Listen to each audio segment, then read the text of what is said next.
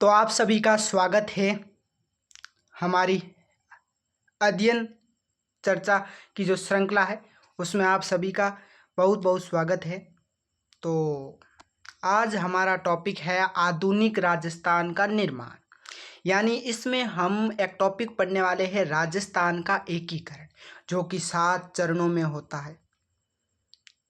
ये कक्षा 8 की बुक में जो हमारा राजस्थान चलती सरकारी स्कूलों में उसका अध्याय 3 है आधुनिक राजस्थान का निर्माण, जिसमें सबसे पहले एक पे इस पर सामान्य जानकारी है और उसके बाद में राजस्थान के एकीकरण को सारणी के माध्यम से समझाया गया है। ये देख लो एकीकरण के चरण, इनसे सीधे प्रश्न इस सारणी से प्रश्न एग्जाम में बनते हैं और अब हम इसको चालू करने वाले हैं। सबसे पहले आपको बेसिक में बता दूं, जो बात है वो ये है कि आज राजस्थान की जो भौगोलिक एवं राजनीतिक स्थिति हम देख रहे हैं वह कई अथक प्रयासों से देशी रियासतों एवं रजवाड़ों के विलय के उपरांत अस्तित्व में आई। राजस्थान एकीकरण की सुगबुगाहट 1939 ईस्वी में वाइसराय लॉर्ड लिनलिथगो के एक आदेश के उपरांत प्रारंभ हो गई थी। अखिल भारतीय देशी राज्य सेवा परिषद ने एक प्रस्ताव पारित कर यह निर्णय किया कि जिन रियासतों एवं ठिकानों की आय 50 लाख रुपए से कम एवं जनसंख्या 20 लाख से कम हो उन्हें पड़ोस के बड़े राज्य में मिला दिया जाए। यद्यपि यह कार्य इतना सरल नहीं था, किंतु प्रजामंडल आंदोलन द्वारा जन जागृति व एकीकरण की प्रक्रिया को आगे बढ़ाया गया है। जो ये प्रजामंडल आंदोलन थे ना, ये जन जागृति फैलाने का काम करते थे। 22 मई 1946 के ज्ञापन द्वारा ब्रिटिश सरकार ने देशी रियासतों को एकीकरण की प्रक्रिया शीघ्र पूर्ण करने हेतु कहा।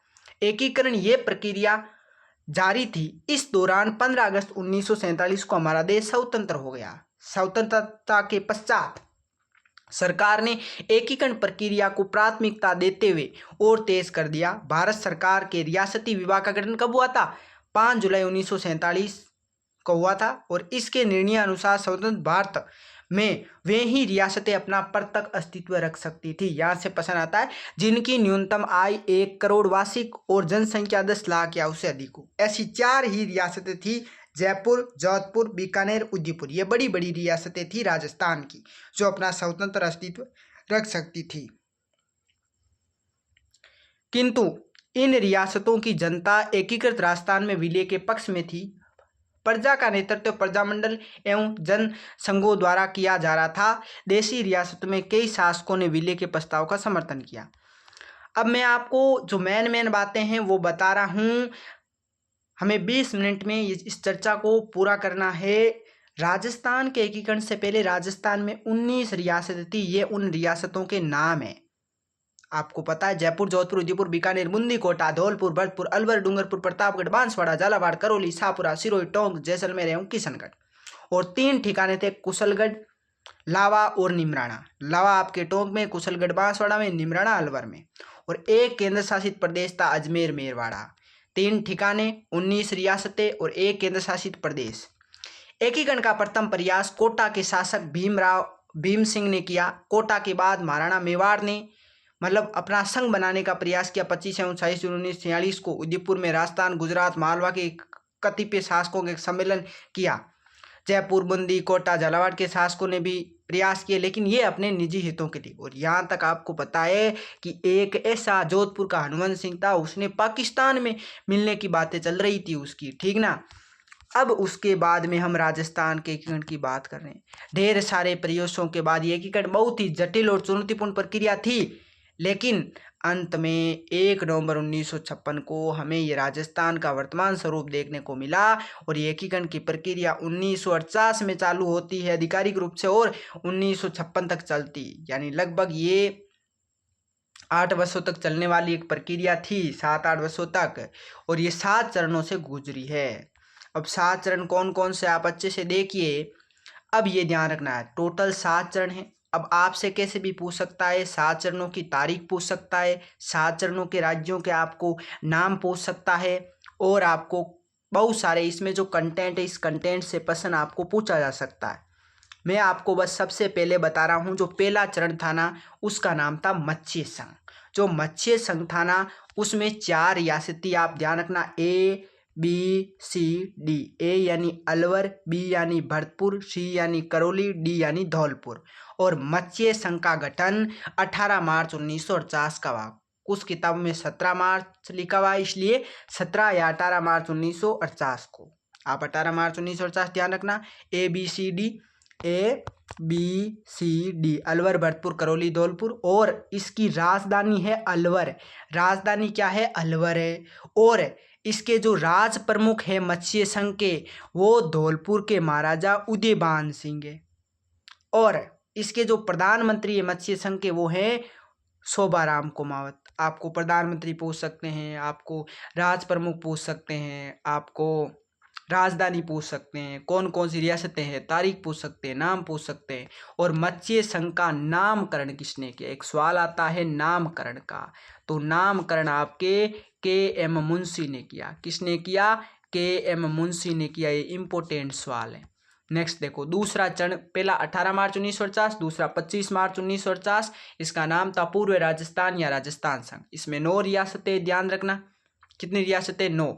और कुशलगढ़ और लावा ठिकाने है ना, इसका इसमें होते हैं ये पूर्व राजस्थान संघ या पूर्व राजस्थान या राजस्थान संघ में।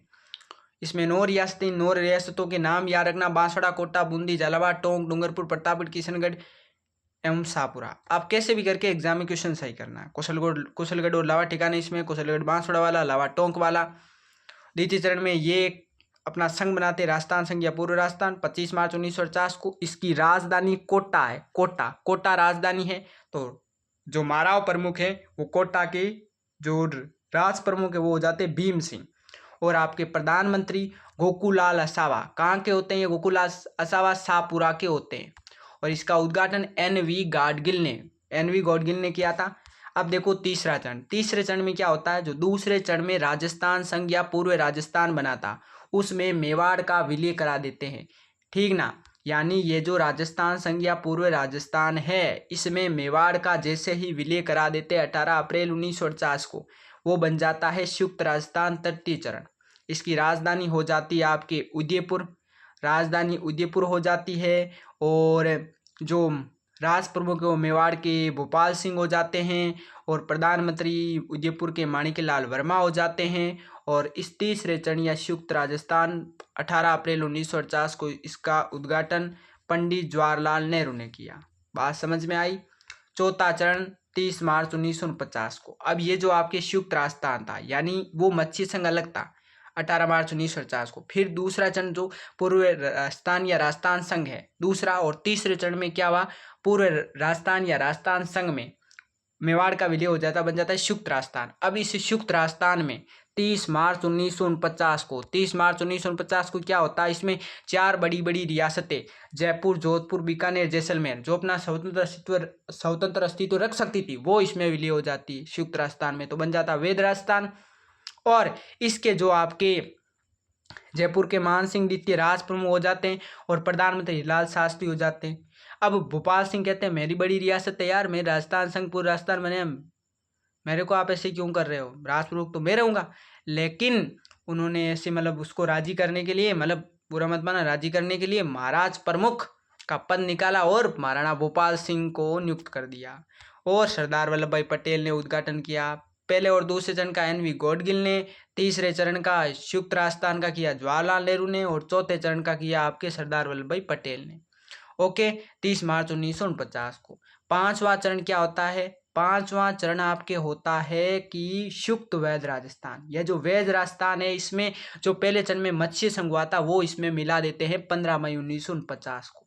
वैध राजस्थान में ये जो वैध राजस्थान था ना, ये वाला वैध राजस्थान चौथे चरण वाला, इसमें क्या है आपके मिला देते 15 मई 1949 को क्या? मत्स्य संघ। तो क्या बन जाता है? संयुक्त वैध राजस्थान बन जाता है, जिसमें आपके अब देख लो वैध राजस्थान में मत्स्य संघ और निमराना ठिकाने का विलय हुआ। अब देखो फिर 26 जनवरी 1950 को छठवां चरण, इसमें नाम अब राजस्थान ही है, देखना। अब ये इंपॉर्टेंट है, सिरोही, देलवाड़ा एवं आबू क्षेत्र को छोड़कर विलय किया गया। ये पहले आबू वाले सिर्फ मुंबई में आते थे। और ध्यान रखना है आपको कि इसका है ना सिरोही का 2 चरणों विलय हुआ, छठे और 7वें 2 बार। और गोकुल भाई भट्ट ने प्रयास किए थे, राजस्थान के गांधी कहलाते हैं गोकुल भाई भट्ट, हाथला गांव सिरोही के थे वो। 7वें चरण 1 नवंबर 1956 राजस्थान अपने जो वर्तमान स्वरूप है उसमें आता है। राजस्थान में आबू, देलवाड़ा, अजमेर, मेरवाड़ा एवं मंदसौर मध्य प्रदेश के सुनेल टप्पा क्षेत्र जो था ना, जो मंदसौर मध्य प्रदेश सुनेल टप्पा क्षेत्र था, उसका विलय का एकीकरण पूरा हुआ। और ये प्रक्रिया पूर्ण हुई। झालावाड़ में एक सिरोंज क्षेत्र था, वो मध्य प्रदेश को दे दिया गया। अब पूछ सकते हैं कि 6वें चरण तक 26 जनवरी 1950 तक कौन राजस्थान का हिस्सा नहीं था? उसमें आपके अजमेर मेरवाड़ा दे दे तो अजमेर मेरवाड़ा नहीं था, और 7वें चरण में अजमेर मेरवाड़ा शामिल हो जाता। अब मेनली प्रक्रिया 5-7 बार पढ़ोगे तो आपको समझ में आ जाएगा। और इसके बारे में कक्षा 9वीं में भी है आपके। राजस्थान दिवस हम 30 मार्च को पढ़ते थे, लेकिन अब एक बार पिछली बार ये हुआ था 2025 में कि भाई है ना जो राजस्थान दिवस है ना वो 30 मार्च को, उस दिन 30 मार्च तारीख थी इसलिए कर दिया। लेकिन चैत्र शुक्ल प्रतिपदा यानी चैत्र शुक्ल एकम को क्या करेंगे, राजस्थान दिवस मनाएंगे। तो आप देख सकते हो कभी क्वेश्चन आ भी जाए तो। और अब देखो एकेंड मतलब जोड़ने की एक प्रक्रिया है, वेद मतलब विशाल और बड़ा होता है। और अब देखो प्रश्न, शुक्त वेद राजस्थान में क्या है? तो शुक्त वेद राजस्थान कौन सा है भाई? शुक्त वेद राजस्थान कौन सा है? 5वां चरण है, 15 मई 1949 है।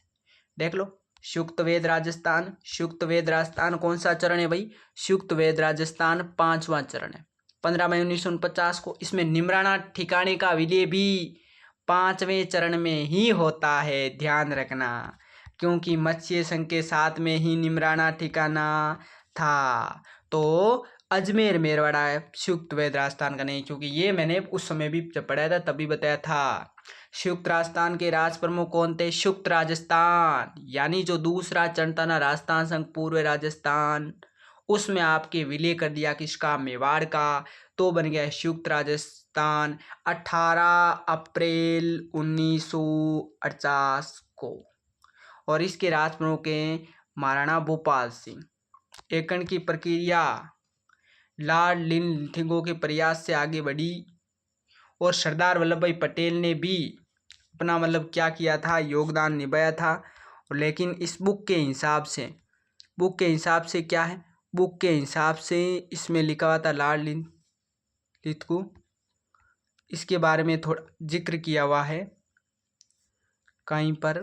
अभी हमने पढ़ा था कि उनके उपरांत प्रारंभ हो गई, ठीक ना, प्रारंभ हुई थी, लेकिन सरदार वल्लभ भाई पटेल का ही महत्वपूर्ण रोल था। आप सर्च करके बताना वापस।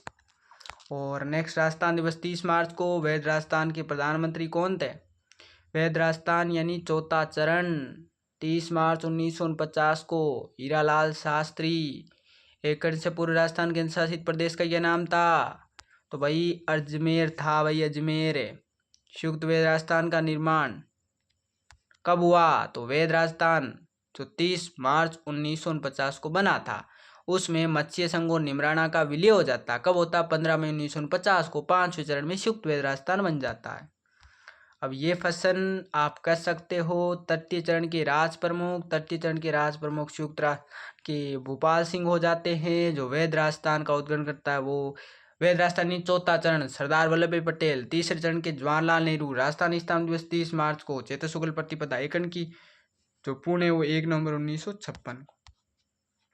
इस तरीके से हमारा ये जो टॉपिक है वो कंप्लीट होते हैं।